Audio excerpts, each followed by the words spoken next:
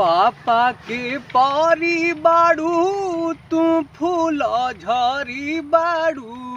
पापा के पारी बाड़ू तू फूल झरी बाड़ू। अलगलू पसारे अपन पाख पियर फराक वाली। लगलू पसारे अपन पाख पियर फराक वाली। देखला में काली बाड़ू फुलवा के झली बाड़ू। देखला में काली बाड़ू फुलवा के खली बाड़ू। लगलू पसारे अपन पाख पियर फराक वाली। लगलू पसारे अपन पाख पियर फराक वाली।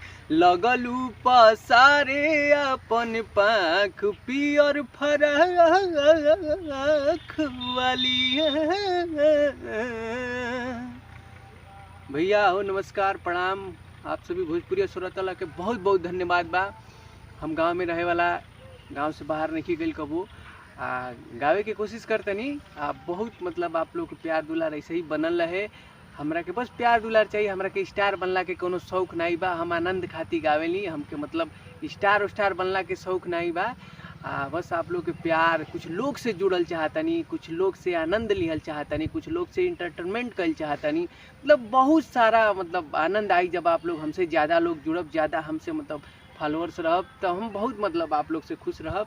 बहुत बहुत आप लोग के सुनावत रहब हमेशा। ऐसे ही आप लोग हमरा के प्यार दुलार जरूर दे। एम्मा कौनो को